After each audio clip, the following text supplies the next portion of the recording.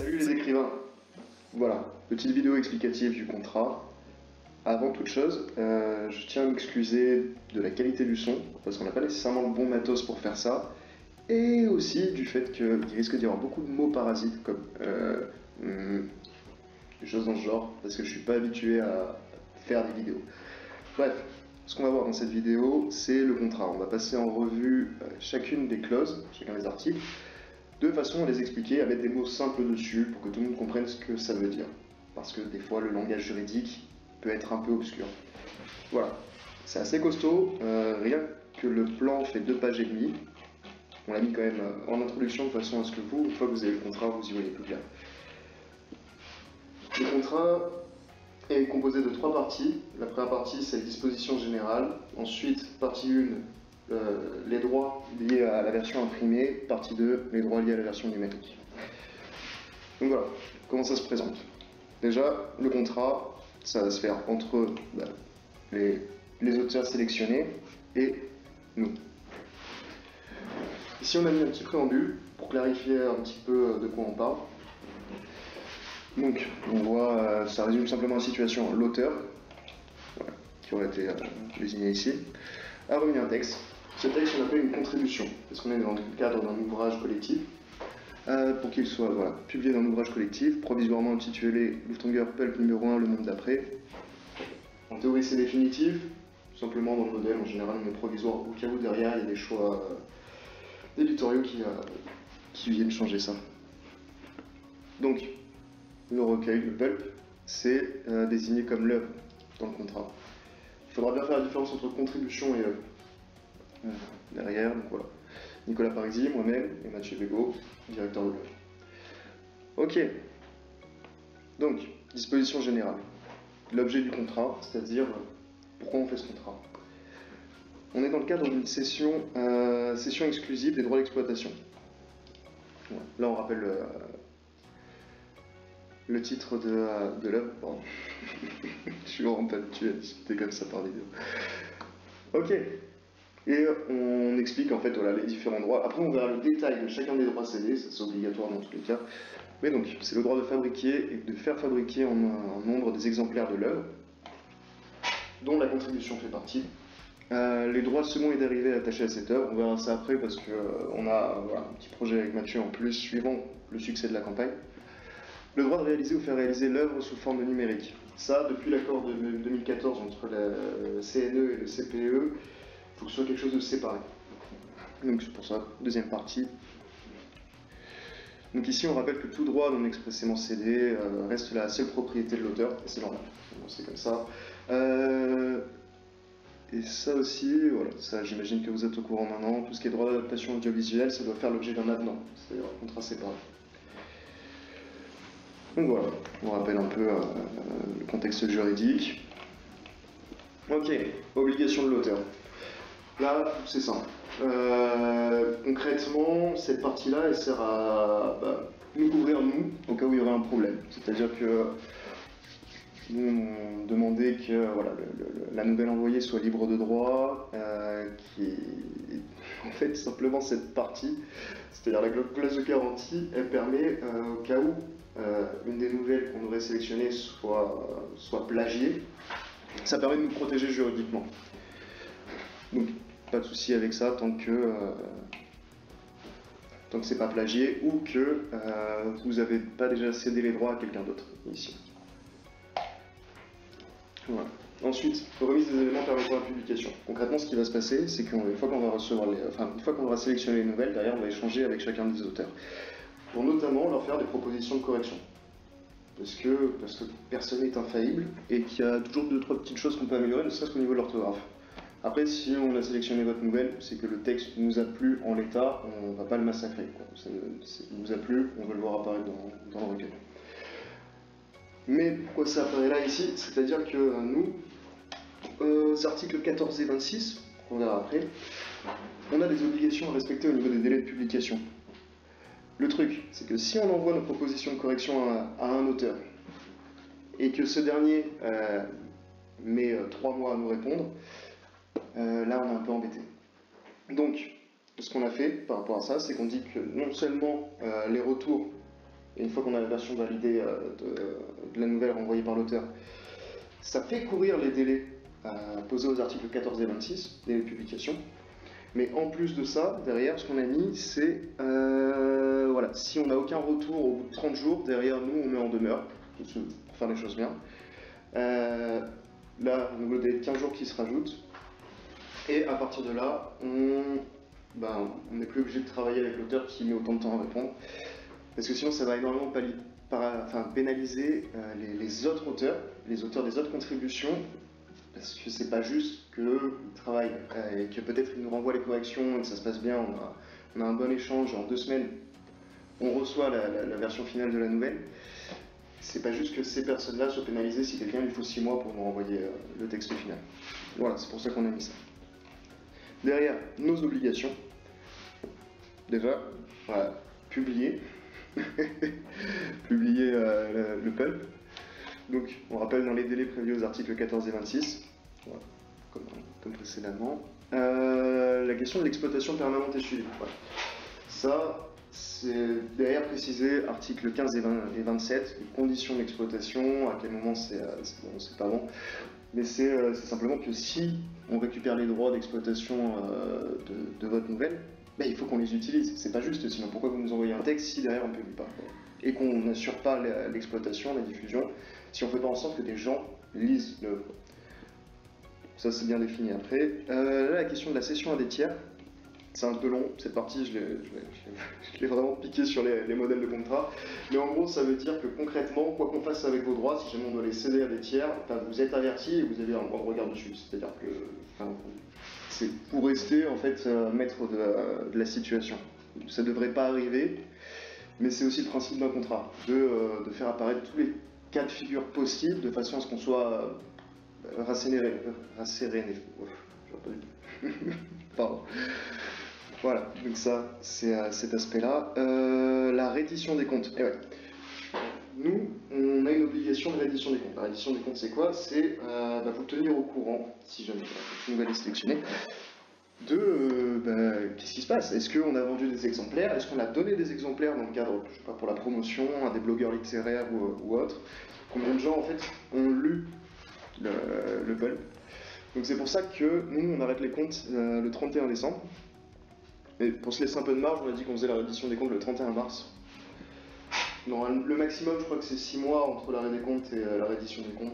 On a mis 3 mois, ça nous paraissait juste. Et on va faire apparaître plusieurs informations dans cette reddition des comptes qui vous permet de savoir qu'est-ce qui se passe en fait avec votre œuvre. Est-ce qu'elle est exploitée? Est-ce qu'elle est lue? Est-ce qu'il y a de l'argent qui rentre? Parce que derrière, si on fait de l'argent, c'est normal que vous touchiez votre part. Voilà.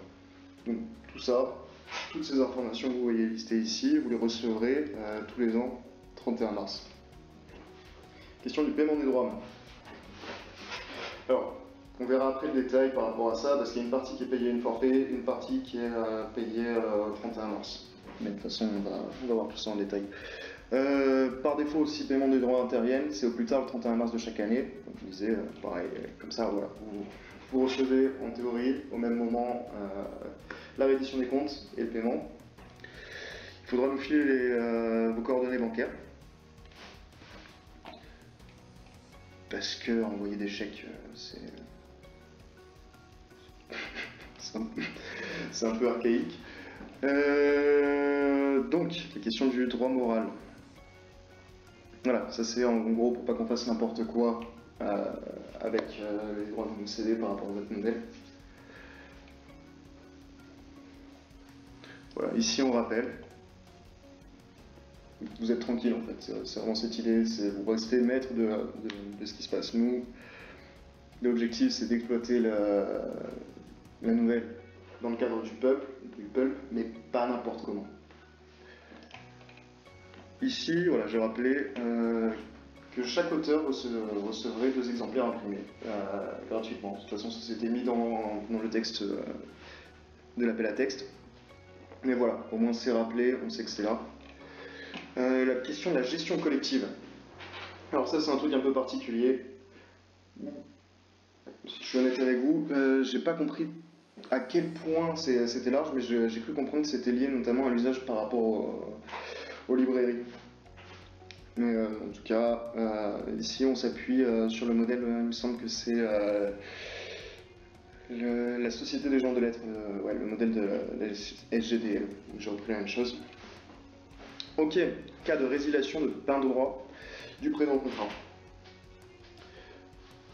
À quel moment, en fait, on peut résilier complètement le contrat? Ça c'est voilà, ça, classique. Et puis publication et épuisement du stock, c'est-à-dire qu'au bout d'un moment, si vous voyez qu'il n'y a plus de vente, qu'on n'a plus de stock, qu'il ne se passe plus rien, enfin, le contrat est résilié, vous récupérez vos droits parce que nous on ne fait plus notre travail. Manquement à l'obligation de reddition des comptes. Donc ça aussi c'est normal, si on fait le mort, enfin si on fait les morts et que vous ne savez pas ce qui se passe, si l'œuvre est toujours exploitée ou pas, si elle est lue, bon, ben, c'est normal que vous puissiez protester. Ok, maintenant l'obligation de paiement des droits, pareil, enfin si on vous doit de l'argent, on vous doit de l'argent. Redressement ou liquidation judiciaire. Donc ça c'est si jamais on met la clé sous la porte. Maintenant qu'est-ce qui va se passer derrière. Voilà, plusieurs cas de figure qui sont expliqués. Et notamment le fait que l'auteur peut racheter les exemplaires invendus. Ici, voilà, simplement protection des données à caractère personnel. Là, on rappelle en fait que si vous voulez nous contacter, par exemple nous mettre en demeure ou autre, suite à quelque chose qui ne vous convient pas par rapport à comment exploiter le pulp, il faudra nous l'envoyer à cette adresse spécifiquement. Donc ici, bien préciser la boîte aux lettres. Et là, c'est là qu'on arrive à un point intéressant. Ça, c'était de base inclus dans le contrat, le modèle de contrat du SNE, Syndicat National des Éditeurs. Et je l'ai repris parce que je ne suis pas juriste et qu'il est possible que je me sois trompé à un ou deux endroits. Et ça permet de, voilà, simplement s'il y a une clause qui n'est pas valide, ça invalide pas tout le contrat. Et ça permet de continuer à pouvoir avancer et travailler sur le projet. Loi applicable, donc voilà, ça c'est important de le rappeler, on est par rapport à la loi française. Voilà, donc ça c'était les dispositions générales, c'est un peu pour rappeler le cadre. J'espère que je ne suis pas passé trop vite dessus, en même temps là je vois le temps qui défile, on est déjà à 12 minutes. Voilà, allez, on continue. La question maintenant de l'exploitation de l'œuvre sous forme imprimée et tous les droits qu'on va acquérir. Étendue de la cession.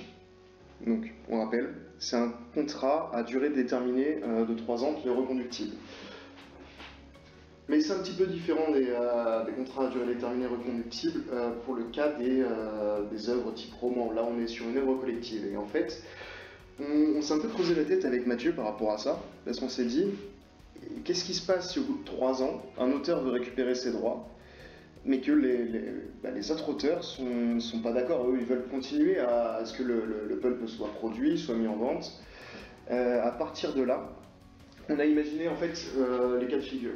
C'est-à-dire que, cas de figure 1, nous on a mal fait notre travail, on n'a pas été bon, il y a quelque chose qui déconne vraiment dans la gestion. Dans ce cas-là, tous les auteurs sont d'accord entre eux pour dire bah non, effectivement ça déconne. Donc il y a une annulation complète de tous les contrats. Cas de figure 2, il y a un auteur, peut-être deux, mais pour cet exemple, on va prendre un auteur. Il y a un auteur qui, alors ça se passe pas trop mal avec nous, mais il a une opportunité peut-être pour que sa nouvelle paraisse dans un autre recueil. Et dans ce cas-là, il faut qu'il... Enfin, nous, on a...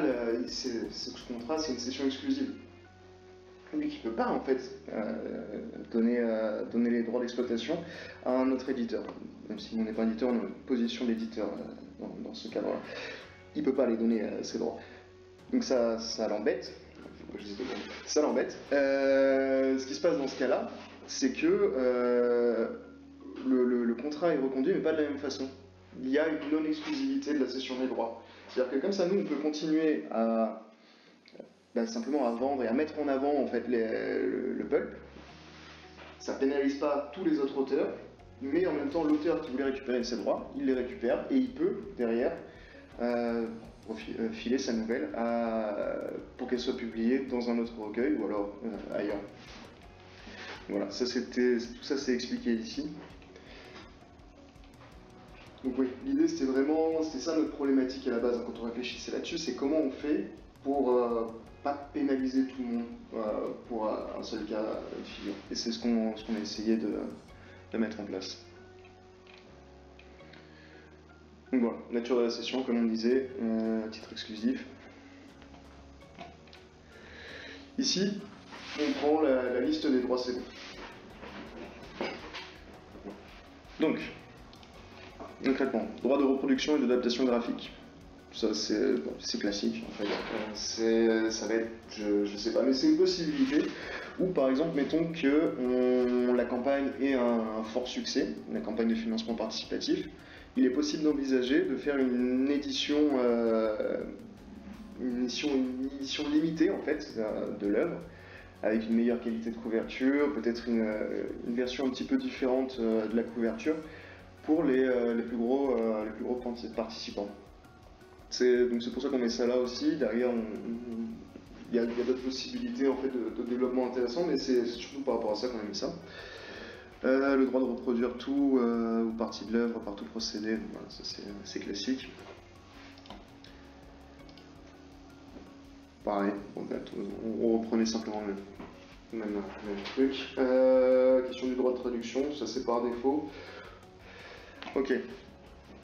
Droit d'adaptation et traduction sur des supports autres que graphiques. Là c'est intéressant. Donc tout ce qui est adaptation audiovisuelle, c'est nécessairement un contrat à part, un avenant. Mais ici on a intégré l'exploitation en livre audio, parce que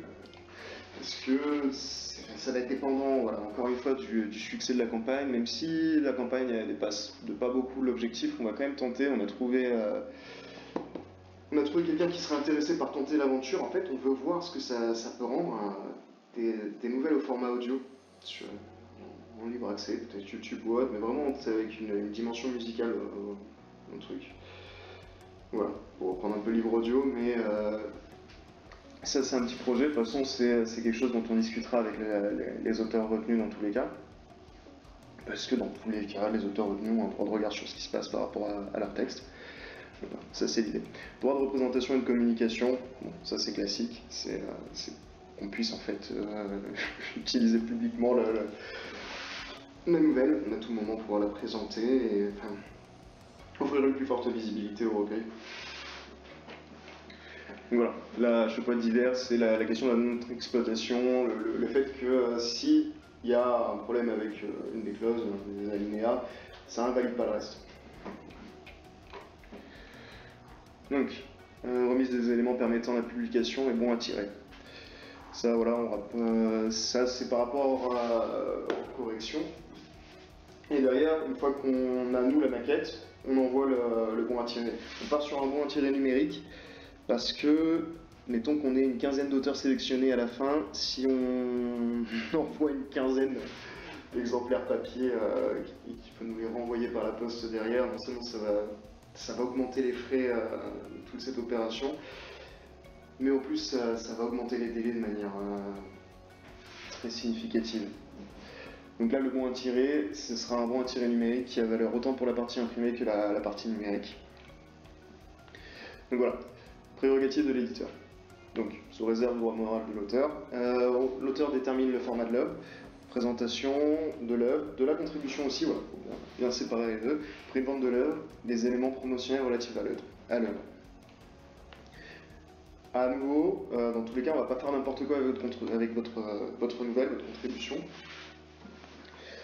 Et voilà, ça c'est important. Enfin, c'est important. Moi, ça me rassure de voir ça en tout cas. On va rien faire à votre nouvelle sans votre autorisation express. Donc, oui, voilà. Tirage. Donc, ici on précise le tirage minimum. L'objectif c'est 200 exemplaires. Normalement, alors je vais pas détailler les calculs. Je pense que je vais pas détailler les calculs dans la partie, dans cet article-là. Mais vous verrez tous les calculs après au moment de la campagne. L'objectif, en fin de compte, c'est pourquoi 200 exemplaires, c'est parce que ça permet, plus le tirage est grand, Plus les frais compressibles sont compressés justement, ce qui permet d'obtenir en fait un prix de vente qui soit gérable pour les acheteurs.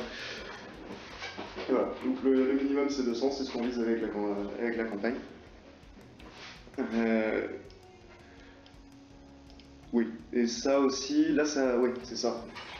Je sais pas si vous vous rappelez, on parlait à un moment des cas où on peut faire, on peut arrêter le contrat. C'était... Et ici, article 5. Voilà, publication et épuisement des stocks.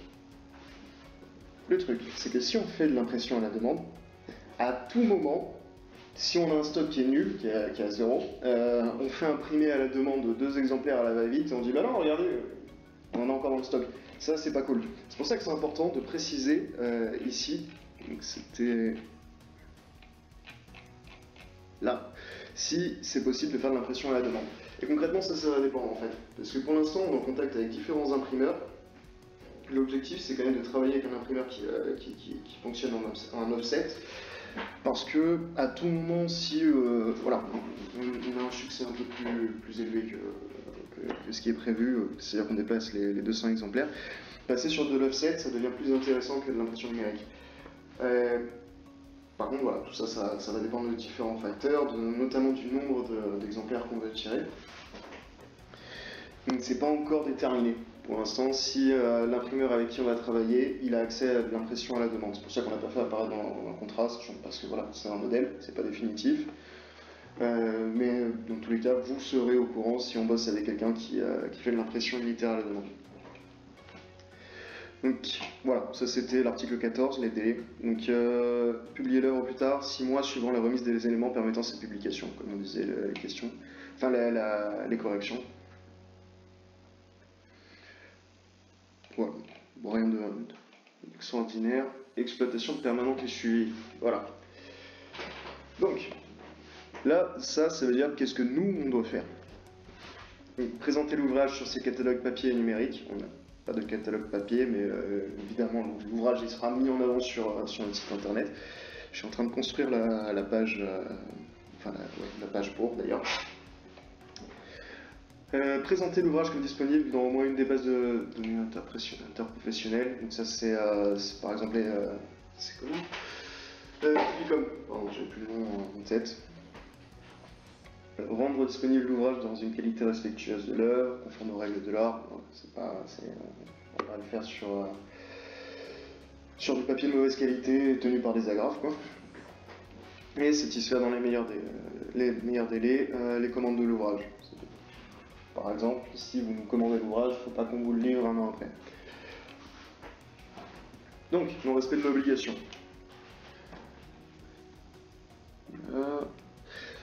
Donc ça, c'est ce qu'on disait.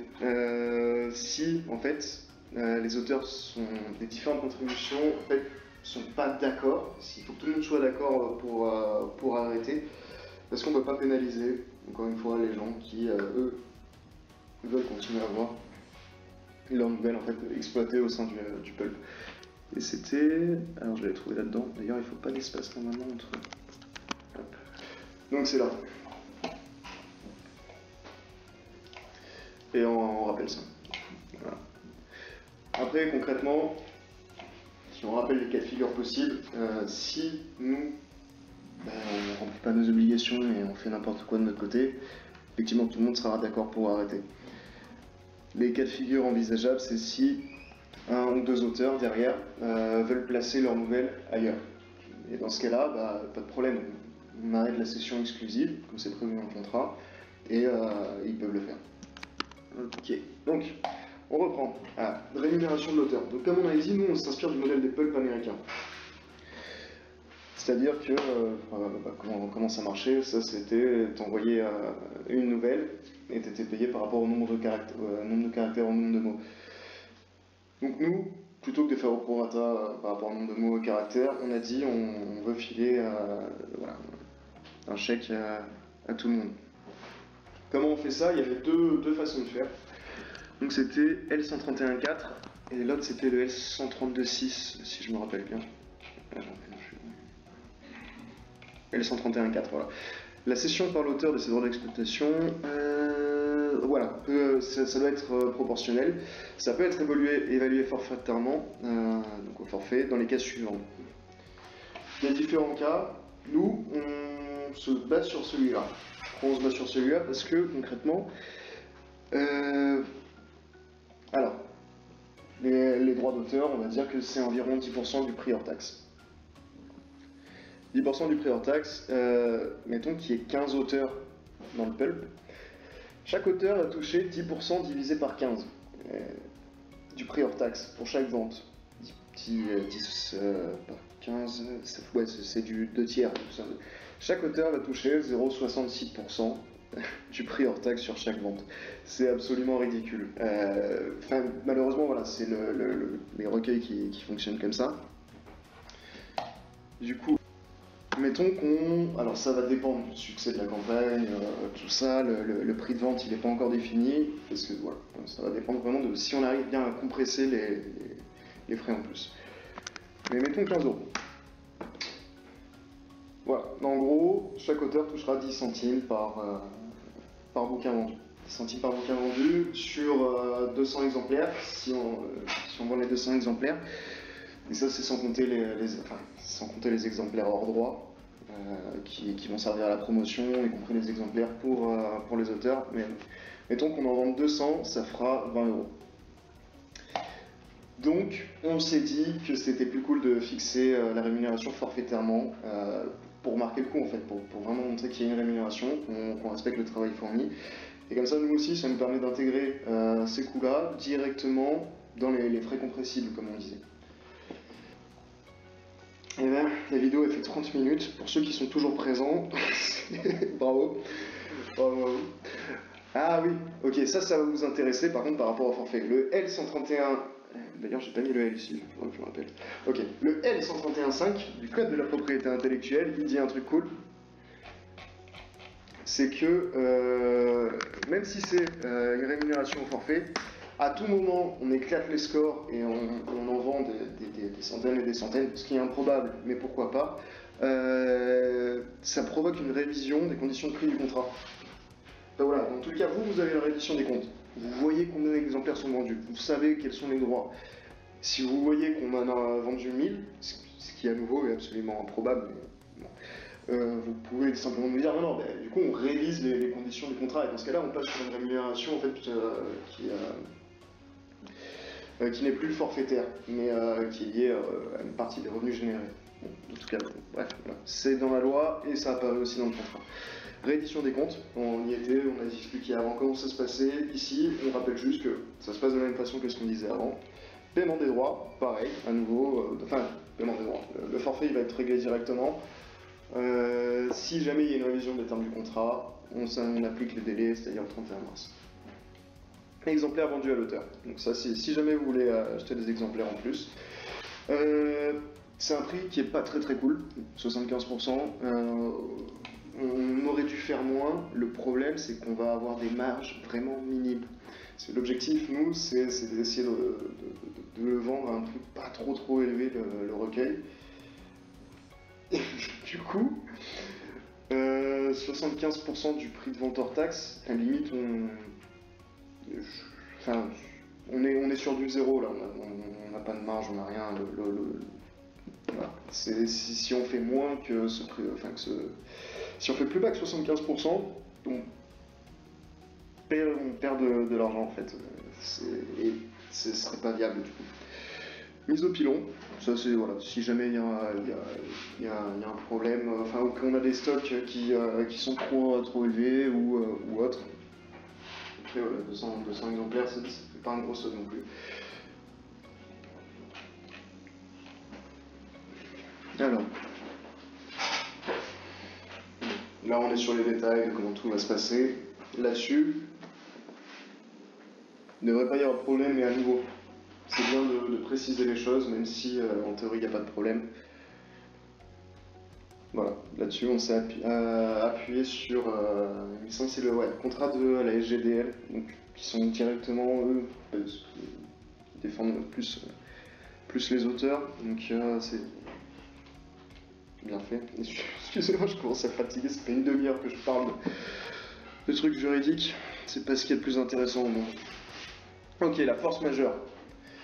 Voilà, c'est ce qu'on disait. Hein. Concrètement, je veux dire, si nos locaux prennent feu et qu'il y a des exemplaires qui partent en fumée, on ne vous versera pas de droit d'auteur dessus. Ça,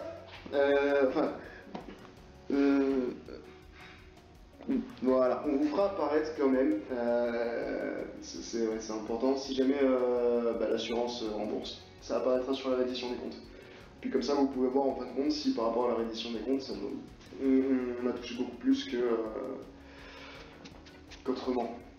Et donc si vous devriez percevoir des droits ou pas par rapport à la rémunération forfaitaire initialement fixée. Ok, partie 2. Je vais me faire une pause, j'espère qu'on pourra couper ça au montage, je suis fatigué.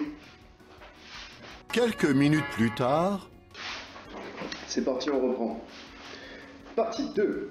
Dispositions relatives à l'exploitation numérique. Étendue de la cession, pareil, on reprend la même chose. Hein. C'est un contrat à durée déterminée de 3 ans reconductible.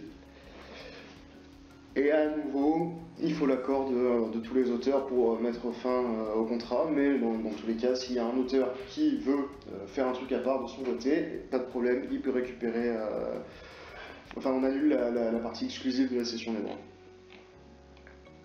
Donc, les droits cédés pour production, adaptation, comme on avait vu avant, représentation et communication, traduction. Et voilà, ça c'est nouveau. Donc, il peut y avoir en fait des modifications dans la présentation de l'œuvre. Ce qui concerne l'œuvre, on reste seul juge des modifications, mais il nous faut quand même l'accord de l'auteur à chaque fois que ça concerne sa contribution. Donc, dès qu'il y a quelque chose qui bouge d'un peu trop près sa contribution, ça a un peu trop modifié ce qui était son idée initiale, ce qu'il voulait faire, là, il nous faut l'accord express de l'auteur. Ok, voilà, à nouveau, divers. Bon, s'il y a un problème à un petit endroit, ça annule pas tout le reste. Remise des éléments permettant la publication, bon à tirer, c'est ce qu'on disait précédemment, ça fait courir derrière nos délais. On rappelle ici que le bon à tirer numérique envoyé dans le cadre de l'exploitation papier, il est valable aussi dans le cadre de l'exploitation numérique. Prérogative de l'éditeur, c'est la même chose que précédemment. Seulement appliqué à la partie numérique, parce que maintenant c'est obligatoire maintenant de faire deux parties distinctes. Publication de l'œuvre sous forme numérique. Ici, on a pris donc on a un délai plus long. L'objectif, c'est vraiment d'exploiter la version papier en premier, de la mettre plus en avant, tout simplement parce que c'est cool. Je tire le tonne papier, voilà. Donc on fait courir des délais un peu plus longs. Dans tous les cas, c'est légal, c'est en accord avec les accords de 2014.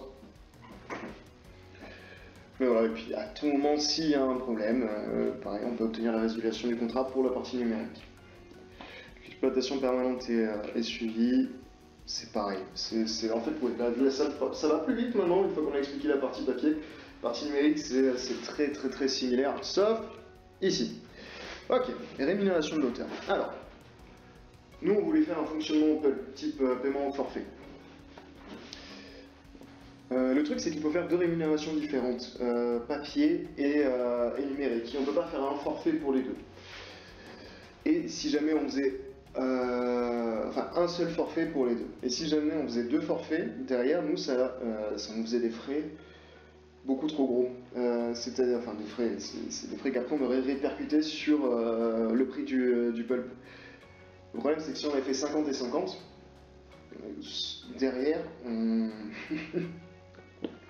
on va devoir vendre le pulp à un prix beaucoup trop élevé pour que ce soit intéressant, pour qu'il puisse intéresser des lecteurs en fait. Et à plus forte raison pour qu'on puisse espérer le placer dans une ou deux librairies ou même plus, parce que les libraires ils prennent 30 à 35% de marge sur un livre. Donc si on avait fait au forfait ici, déjà jamais de la vie on aurait une chance de le placer en librairie et derrière on aurait un prix de vente limité, vraiment exagéré quoi. Donc ce qu'on a fait plutôt, c'est une rémunération proportionnelle. avec un petit twist. Où est-ce que c'est? Bon, après on reviendra là-dessus, pas de souci. Paiement des droits. Ce qu'on a mis en place, c'est chaque fois on fait la reddition des comptes. Sur la reddition des comptes apparaissent voilà, sur la reddition va apparaître les ventes, qu'est-ce qui se passe avec l'exploitation de l'œuvre, combien d'argent a été généré, combien d'argent on vous doit, en rappelant aussi les taux de rémunération. Le truc, c'est que comme on a vu, les droits d'auteur sont divisés par tous les auteurs, ils sont pas très élevés. Nous, ce qu'on a mis en place, c'est que on le fait, on envoie automatiquement l'argent, mais dès que ça atteint un montant de 50 €. Après, dans tous les cas, ça reste votre argent, c'est-à-dire que c'est quelque chose qu'on vous doit. Donc, si vous nous le demandez, on va vous envoyer un virement de 5 ou 10 € suivant les montants des ventes numériques. Mais voilà, nous ça nous permet en fait, parce qu'on ne peut pas, par rapport au prix qu'on veut fixer, on ne pouvait pas se permettre de faire 2 forfaits. Et de faire ça, ça permet de nous soulager un petit peu la gestion. Après, si vous voulez qu'on vous envoie un virement, même si c'est en dessous de 50 €, ben on le fait. Dans tous les cas, c'est notre argent, c'est expliqué ici. Et voilà. Bon. Rémunération de l'auteur, ici c'est simple en fait, on explique à chaque fois le fait que ça va être 10% divisé par le nombre d'auteurs des contributions constituant l'œuvre. Ok. Et ça, c'est pour chacune des formes possibles d'exploitation de l'œuvre. On rappelle aussi la question des exemplaires sans droit, c'est-à-dire les exemplaires qui ne sont pas comptabilisés par rapport aux droits que vous percevriez. Voilà, ça va être notamment les exemplaires, surtout les exemplaires pour la promotion, la publicité. De toute façon, dans tous les cas, ça a été défini. On vous inclut dans le processus. Hein, on va pas faire les choses sans vous expliquer ce qui se passe. On va vous dire, bah tiens, on va envoyer tant d'exemplaires là, etc. Tout ça, ça apparaît en plus dans la reddition des comptes. Ok. Et s'il y a un problème par rapport à l'exploitation numérique, vous trouvez que c'est pas juste la rémunération, toute cette partie concerne ce point. Et on arrive à la fin. Ok, c'est cool. Je pense pas que qui que ce soit ait été jusque là. Je suis désolé si vous avez été jusqu'au bout de la qualité du son, de potentiellement ma façon de parler qui n'est pas nécessairement adaptée à l'enregistrement audio. Tous les mots parasites qui ont pu se mettre au milieu, toutes les fois où j'ai hésité, où je me suis trompé. Mais maintenant, je pense que vous y voyez plus clair au niveau du contrat. Dans tous les cas, n'hésitez pas à mettre des commentaires en bas de l'article ou de cette vidéo, je pense qu'elle va finir sur YouTube, je sais pas encore. Comme ça, on peut échanger. Et à nouveau, je rappelle, tous les contrats, par défaut, sont négociables. Là, on y a mis tout notre cœur, on a pu se tromper, on a pu faire des choses qui sont pas bien. Je pense sincèrement que c'est pas déconnant ce qu'on a fait. Maintenant, bien sûr qu'on est ouvert à échanger, quoi. Voilà. C'est tout, et puis je vous souhaite une bonne journée.